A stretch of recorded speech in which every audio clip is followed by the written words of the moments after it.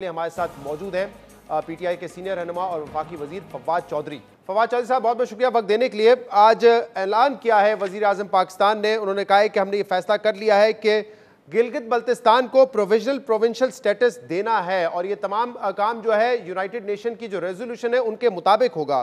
फिर आज आपका भी ट्वीट सामने आया, आपने कहा गिलगित बल्तिस्तान के अवाम को नया सूबा मुबारक हो। अब आपको वो तमाम आईनी हकूक हासिल होंगे जो पाकिस्तान के बाकी सूबों के अवाम को हैं। इस पर बाबर अवान साहब ने भी कहा कि गिलगित बल्तिस्तान कौमी धारे में शरीक सूबा बन गया। आज तो सिर्फ वजीर आजम ने कहा है कि हमने फैसला किया है, ऐलान किया है उन्होंने। आप लोग कह रहे हैं कि सूबा बन गया, तमाम हुकूक हासिल होंगे। तो ऐलान ही हुआ ना, तो ऐलान को सेलिब्रेट करना आपके ख्याल में बुरी बात है? लेकिन बाबर अवान साहब ने तो कहा ना कि सूबा बन गया है, शरीक हो गया कौमी धारे में। अभी तो एक पूरा प्रोसेस, एक पूरा मरहला बाकी है जिसमें दीगर पार्टियों को भी आपने साथ लेना है। बड़े इसके स्टेजेस होंगे ना अब तो। एक बात, कॉन्स्टिट्यूशनल अमेंडमेंट होगी ना, आर्टिकल 1 में अमेंडमेंट होगी जी, तो इंशाल्लाह हो जाएगा, कोई ऐसा मसला नहीं। अच्छा, तो इसमें जो तमाम पार्टीज के साथ एक मीटिंग भी हुई थी जिसको जनरल बाजवा साहब ने चेयर किया था, उसमें वजीर आजम इमरान खान नहीं थे। वो मीटिंग वैसे तो दूसरे इश्यूज की वजह से ज्यादा हाईलाइट हुई, लेकिन उसमें फैसला क्या हुआ था इवेंचुअली? एक बात तो ये तय की गई थी कि ये सूबा बनेगा इलेक्शंस के बाद, लेकिन क्या तमाम पार्टीज ऑन बोर्ड है? पीपल्स पार्टी, नून लीग, JUIF, ये तमाम बड़ी पार्टीज ऑन बोर्ड है? देखिए, ये इलेक्शन है 15 तारीख को और जो प्रोसेस है वो तो शुरू हो ही चुका है। पहले ही प्रोसेस जो है वो शुरू हो चुका था। इसकी जो एक पूरी इसका जो नक्शे के ऊपर जो काम है, इसके जो टेरिटरीज का जो एक शेप अप जिस तरह से होनी है, या जो इसके बाकी जो फाइनेंशियल मामलात हैं उनके ऊपर काफ़ी बड़ी लंबी लंबी मीटिंग्स जो हैं वो हो चुकी हैं। और एक्चुअली इस पे पहले एक सुप्रीम कोर्ट का एक फैसला बड़ी तफसील से इन सारे मामलात का अहाता कर चुका है और अब तमाम पॉलिटिकल पार्टीज से भी कंसल्टेशन जो है वो इसके ऊपर इनिशिएट हुई। वो थोड़ा सा पीपल्स पार्टी ने और PMLN ने ये कर दिया कि नहीं, इलेक्शनों के बाद जो है वो इसको आप मामला इसको करें। लेकिन बहरहाल इंशाल्लाह ये अमेंडमेंट हो जाएगी और गिलगित बल्तिस्तान जो है वो हमारा 5वां सूबा होगा। तो फवाद साहब, जो दूसरी पार्टी से मुज़ाकरात हुए थे, अभी तक स्टेटस क्या है? मैं ये जानना चाह रहा हूँ कि तमाम पार्टीज ऑन बोर्ड हैं कि GB को एक प्रोविंशियल स्टेटस मिलना चाहिए?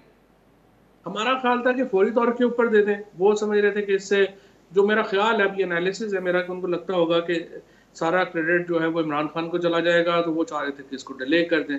बस इतना की डिफरेंस है, बाकी तो इसमें सारे मामला हल हो चुके हैं। लेकिन क्योंकि ये तासुर आपकी पार्टी के हवाले से है कि आप लोग सोलो फ्लाइट लेते हैं, आप लोग ऑपोजिशन को साथ नहीं मिलाते, कई ऐसे ऑर्डिनेंस आए हैं जिन पर तनकीद की है ऑपोजिशन ने, इसलिए ये तो एक बहुत अहम इवेंट होगा कि हम स्टेटस देने जा रहे हैं, सूबाई स्टेटस देने जा रहे हैं, एक प्रोविंशियल स्टेटस देने जा रहे हैं GB को। तो इसके लिए तो ज़रूरी है ना कि एक कंसेंसस डेवलप किए जाएँ और इस कंसेंसस में जो आज़ाद कश्मीर के प्राइम मिनिस्टर हैं उनका बड़ा अहम रोल होगा। तो ये तमाम लोगों से मुशावरत के बाद ही ये सब कुछ होगा ना? पहले तो मैं आपको बताऊं कि तकरीबन 90% लेजिस्लेशन जो हो रही है वो इस वक्त भी कंसेंसस से ही हो रही है। 10% कोई लेजिस्लेशन होती है जिसके ऊपर कोई इख्तलाफ होता है या अपोजिशन का पॉइंट ऑफ व्यू डिफरेंस आ जाता है। अदरवाइज जो अब तक, चाहे ज़ैनब अलर्ट बिल के ऊपर आपने देखा हो, या और जितनी भी अमेंडमेंट्स लॉज अभी आए हैं, वो सारे के सारे जो हैं वो कंसेंसस से ही आए हैं। इवन कंपनीज और जो एक्ट में अमेंडमेंट्स आई हैं, उसके बाद जो बाकी हमारी जो तमाम अमेंडमेंट्स आई हैं, क्रिमिनल लॉ में अमेंडमेंट्स आई हैं, ये अमेंडमेंट्स कंसेंसस से आई हैं और ये गिलगित बल्तिस्तान पे भी हो जाएगा। अब प्रॉब्लम यह है कि जब कंसेंसस होता है तो वो मीडिया में कोई इतना हाईलाइट नहीं होता, बिकॉज मीडिया के लिए वो चीज़ कोई स्पाइसी नहीं होती। जब डिफरेंस होते हैं तो वो ज़रा हाईलाइट होता है। तो यहाँ तो कॉन्स्टिट्यूशनल अमेंडमेंट की जरूरत है। ये ऐसा नहीं है कि आप ज्वाइंट सेशन बुलाकर ये अमेंडमेंट पास कर सकते हैं, इतने नंबर्स नहीं है। और आप लोग हुकूमत से, ऑपोजिशन से बात करना नहीं चाहते, आप कहते हैं कि वो NRO मांगते हैं, तो इस पर बात कैसे होगी? फिर बात कैसे आगे बढ़ेगी? अब तो ये भी तय हो गया है कि नवाज शरीफ ने कहा है कि हमारे लोग जो है वो फौजी क़यादत से नहीं मुलाकात करेंगे। इमरान खान कहते हैं कि फौजी क़यादत से जनरल बाजवा को नहीं मिलना चाहिए ऑपोजिशन के लोगों से। तो बात आगे कैसे बढ़ेगी? नंबर्स कैसे गेन करेंगे?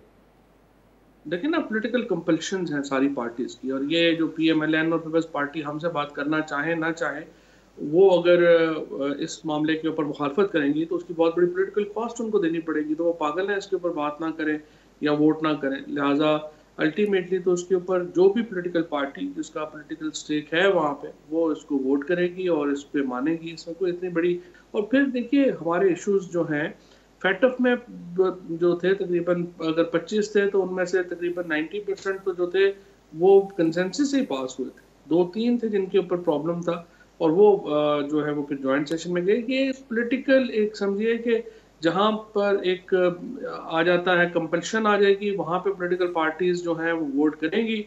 जहाँ पे उनको लगता है कि फड्डे में उनका फायदा है, वहाँ पे फड्डा डालेंगे।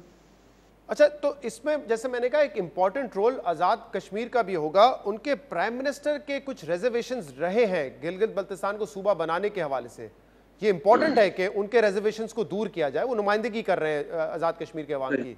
तो क्या उनसे कोई बातचीत हुई है, वजीर आजम की मीटिंग हुई है? क्योंकि आज तो उन्होंने कहा है कि हमने फैसला कर लिया इसको बनाना है सूबा।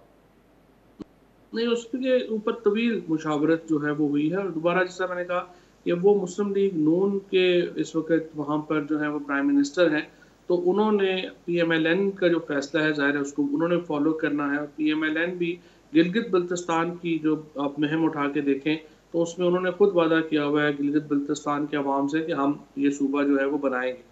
सो सिंपल बात है, पॉलिटिकल कंपल्शंस भी होती है और फिर लोगों का भी तो देखना है ना। आप देखें वहाँ पे जो लोग हैं जो इस वक्त वहाँ के जो गिलगित बल्तिस्तान के जो शहरी हैं उनको बराबर राइट्स देना इम्पेरेटिव है। उसके बगैर आप इतनी बड़ी पॉपुलेशन को पीछे तो नहीं रख सकते। मैं समझता हूँ पीटीआई की हुकूमत के जो दो बहुत बड़े कारनामे होंगे, एक जो फाटा मर्जर हुआ और उसको जिस तरीके से जो है वो हम आगे लेके चले हैं, और फिर ये अब गिलगित बल्तिस्तान का, ये दोनों बहुत बड़े कारनामे हैं जो कि फवाद साहब, आप कह रहे हैं कि दूसरी पार्टीज ने अब तक शायद इस पर अपनी राय इसलिए नहीं दी है क्योंकि इलेक्शन से पहले सारा क्रेडिट जो है इमरान खान ले जाते हैं, पाकिस्तान तहरीक इंसाफ को मिल जाता है। लेकिन ऑपोजिशन तो अभी उल्टा इल्जाम लगा रही है कि आज वजीर आजम साहब गए, उन्होंने वहां कैंपेनिंग की और ऐलान कर दिया कि हम सूबा बनाने जा रहे हैं। पिछले 2-3 दिन से अली अमीन गंडापुर यही काम कर रहे हैं। वो तो कह रहे हैं कि जो कोड ऑफ कंडक्ट है उसकी खिलाफ वर्जी कर रहे हैं, इलेक्शन जो लॉज है उसकी वायलेशन कर रहे हैं वजीर आजम और आपके वफाकी वुजरा। मुझे तो वैसे इस कोड ऑफ कंडक्ट की समझ ही नहीं आई कि उस वक्त जाके पीटीआई के भी कोई एक दो लोग जाके साइन कर रहे थे।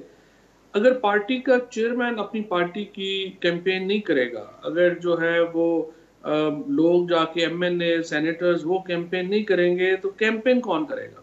मुझे तो ये बिल्कुल ही बेतुका सा एक कोड ऑफ कंडक्ट जो है लगा है। अगर आपको ये समझ नहीं आता तो इसको चैलेंज करना चाहिए, इसकी खिलाफ वर्जी करना तो इसका हल नहीं है ना। बाकायदा जो गिलगित बल्तिस्तान की गवर्नमेंट ने रिटर्निंग ऑफिसर के थ्रू जो सर्कुलर निकाला था उसमें तो साफ साफ लिखा था कि पब्लिक ऑफिस होल्डर, वजीर आजम, सदर जाके नहीं कर सकते कैंपेन। नहीं, वज़ीर आज़म तो खैर कैंपेन कर भी नहीं रहे ना। वो तो जो नेशनल डे था वो तो उसमें गए थे, वो कैंपेन के लिए तो गए नहीं। अगर कैंपेन के लिए जाते हैं तो वो तो फिर स्कर्दो और गिलगित में बड़े बड़े जलसे करते ना। वो इस तरह का तो उन्होंने नहीं किया। उन्होंने तो जाके जो एक नेशनल डे है उससे उन्होंने खिताब किया। बट मैं वैसे कह रहा हूँ आपको, उनको इजाज़त होनी चाहिए कि पार्टी चेयरमैन की हैसियत से वो जाएं और कैंपेन करें। और जो अली अमीन गंडापुर साहब है जो कि कश्मीर इशूज़ के और गिलगित बल्तिस्तान के वफाकी वजीर भी हैं, वो अगर जाके ये कहते हैं कि आप हमें जितनी बड़ी लीड से जिताएंगे उतने करोड़ों रुपए मैं आपको दूंगा, तो क्या ये भी कैंपेनिंग नहीं है? और उस तरह तो फिर बिलावल साहब भी नहीं ना जा सकते, बिकॉज वो एमएनए है और बाकी लोग भी वहां पे नहीं जा सकते हैं। हाँ, तो इस वो एक अलग इशू है जो मैं शहरी रहमान साहब से उस पर बात करना चाह रहा हूँ। लेकिन मैं कह रहा हूँ कि अली अमीन गंडापुर तो ये कह रहे हैं कि जितनी बड़ी लीड से जिताओगे, जितने हजारों की लीड होगी उतने 1000 करोड़ रुपए मैं आपको दूंगा। ये तो कैंपेनिंग नहीं हुई ना, ये तो आप जाके वहां पे ब्राइब कर रहे हैं लोगों को कि वोट दो, जितनी बड़ी लीड होगी उतना पैसा तुम पे खर्च करेंगे। ये अब मुझे नहीं पता अली अमीन ने कहा है, ना मैंने सुना।